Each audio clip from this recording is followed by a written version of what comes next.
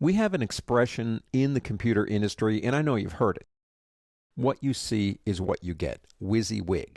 Now, in my opinion, it's just my opinion, that's not an accurate statement. There are too many variables going on. For example, on monitors, it's RGB color additive. Paper is CMYK subtractive. You can have a different calibrated system.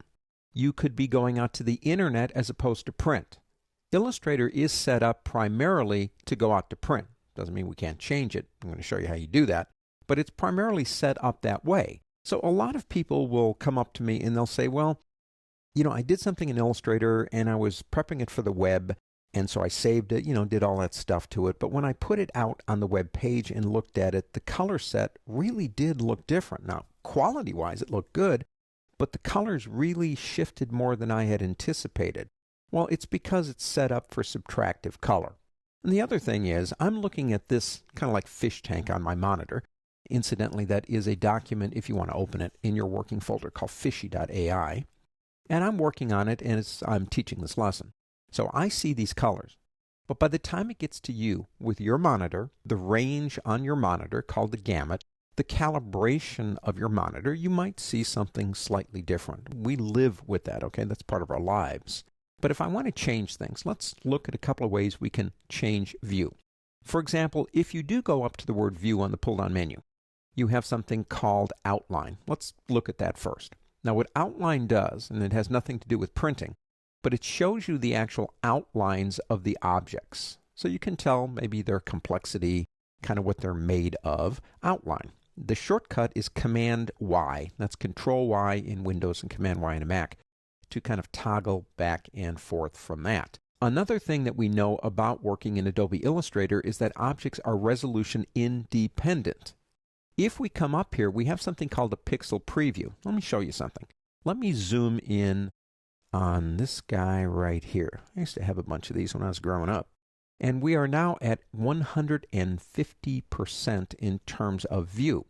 Now watch him carefully when I go up to the word view and change to pixel preview. Notice how he changed?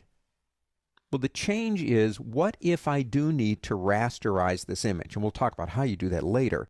But the idea is I made him in Illustrator as this beautiful vector, but I can't use him as vector. I got to JPEG him, I got to GIF him, do something like that, because I'm putting him onto a web page and I need it to be rasterized. Well, that's what he is going to look like at 200%. Now, if I double click on the zoom tool, well, he looks pretty good even at pixel preview.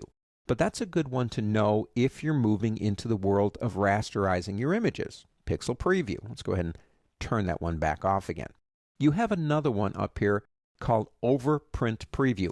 Now, if you are doing a lot of things to 4-color press, that's a good one to remember because it gives you an idea of what it's going to look like when you get through those 4-color plates and you're printing things like gradients and that, and it will show you exactly what's going to happen when it goes out to press.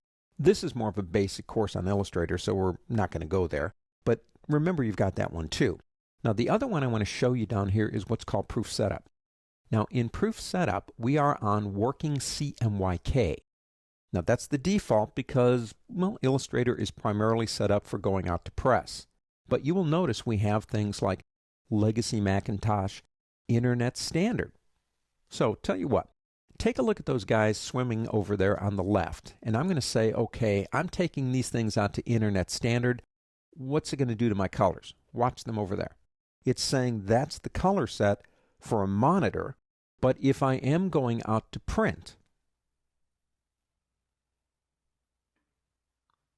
that's how they would look if they were sent out to print. There's more vibrancy on a monitor. RGB colors can produce more saturation to a color than a piece of paper can, so you saw how they shifted.